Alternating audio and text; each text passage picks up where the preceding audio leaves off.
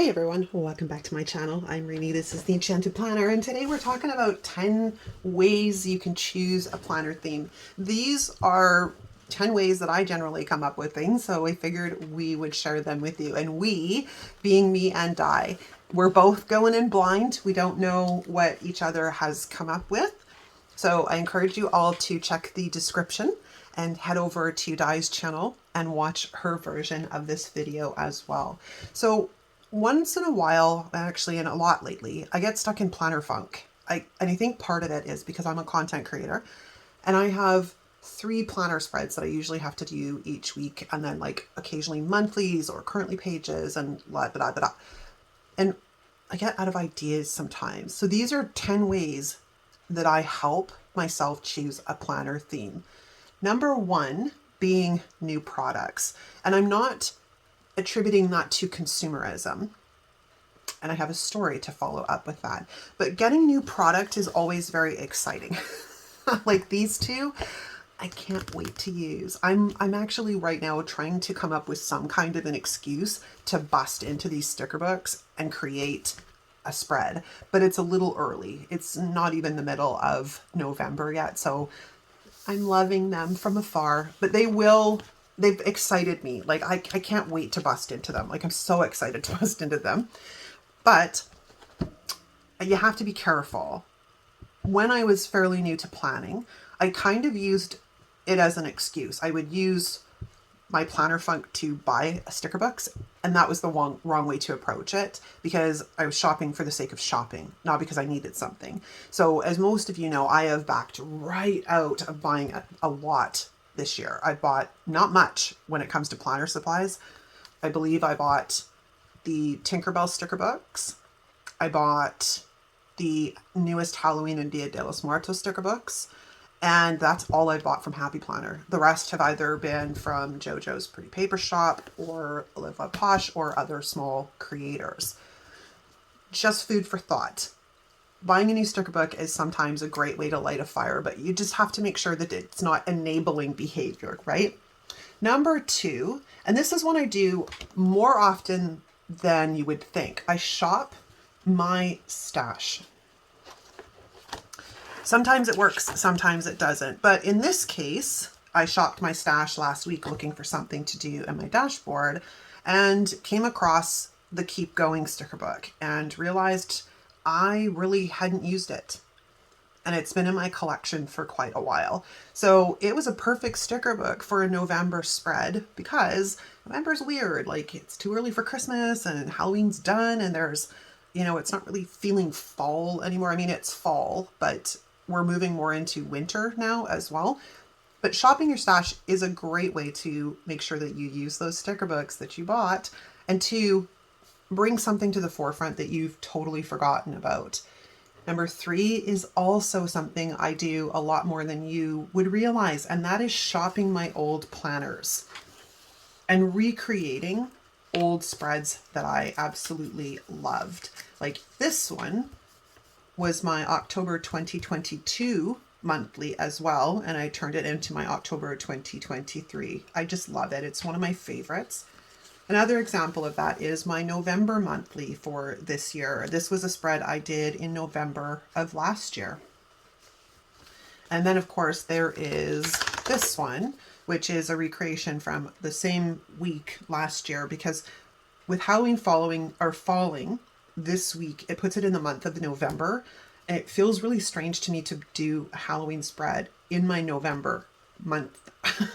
So this is a great in between, and I love Dia de los Muertos, so it's a perfect excuse. So this was a recreation from a spread I did last year with these characters from Coco. Number 4 is grabbing planner inspiration from other planners. We call it plan lifting or planner lifting. When I scrapbooked, it was scrap lifting, right? Getting idea from other creators. The very first year I was planning, I did this a lot. The majority of the spreads that I did copy came from Desiree or According to Ali, because both of those creators I connected with their decorating style, and it was a great way for me to sort of get my feet wet in a safe environment and figure out what worked for me. So I did a lot of inspo from other creators, and I just make sure that I always give credit. And that is what I highly encourage you guys to do all the time. If you see a spread that I've done that you love, recreate it. The only thing that we ever ask is you give credit. And of course, tag us if you post it on social media, because we definitely want to see it. This spread, if I had to venture a guess, is probably one that Desiree did. And this is using the Dream Seeker sticker book, which is a beautiful sticker book. And this one is from Twinkle Plans Her Day. Love this. When she did this spread, I just about died. I fell in love with it and I just had to recreate it. It's a bit finicky because you got to go into all these different sticker books to grab all these different little bits and bobs, but it worked out really well and it's such a beautiful result. So always, always, always get inspiration from other creators. Number 5 is fun and weird holidays. And y'all know I love doing these, like Dr. Seuss Day.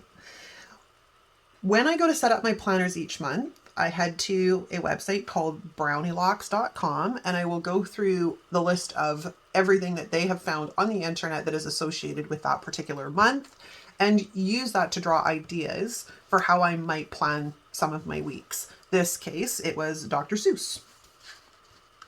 The next one, it was Scooby-Doo. And I do these a lot. They're fun. They're fun and they make my heart happy. Number 6 is somewhat along this lines, but it's planner challenges, which can be found on Instagram. There's not nearly as many of them as there used to be, at least sort of they're dropping off, but they're still around. There's the International Planner Collab. There's the one that Di and I host, which is the Planner TNT Challenge, which has a theme monthly. I'll see what I can round up for the hashtags and I will put them in the description, which means I need to write myself a note. Otherwise I will forget. Okay, but they're fun ways to mix things up. Number, where am I? Oh, this should be number 6, not 5. I got ahead of myself. Okay, that's all right. Number 7 is life events. No, where are we? Planner challenges. That's where we're at. Planner challenges is number 6. This was a theme from the Plannable Challenge hosted by Planogram and Squared Plans. They no longer host that challenge, but as I mentioned, there are a number of them that can be found on Instagram. Theme this, I think this was Burr or Baby It's Cold Outside or Winter Blues. It was something along that lines was the prompt, but it was an excellent prompt because it got me going into sticker books to get things. Like some of this came from the newest winter sticker book, which I believe was from 2020, and some of it came from Happy Year, but it got the stickers out of the books and onto my pages. And some of this I think came from Bookish. And another example of that is this one, which I believe also was a plannable theme, and I believe it was sun-kissed. So I went hunting for all the stickers that sort of had that ombre effect to it that was very summer feeling. And then this one was the Disney Princess Challenge, and it was Christopher and I can't remember. It no longer happens. They don't host this challenge anymore, but it was a new Disney princess every month. And it got us into those sticker books to use them up. This month was Mulan. Number 7 is life events. So as most of you may remember, my anniversary is on June the 8th. And in this particular instance, I decided to go with the original cute couple, which is Mickey and Minnie, as a celebration for the week. Then, of course, we did a Mother's Day theme as well. You just have to sort of look, like there's birthdays and anniversaries and graduations and weddings and births. Like there's all these life events that we can use in some format to create planner spreads. Like for example, if you've got a grandson, what's his favorite character? What's his favorite color?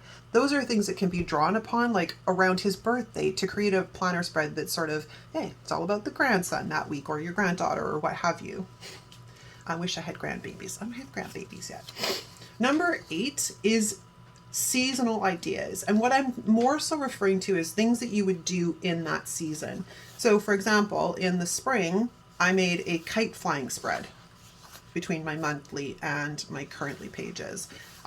Later on, I believe I did a hot air balloon spread as well, just because they're things that we do during those seasons, and it's ways to bring it into the planner.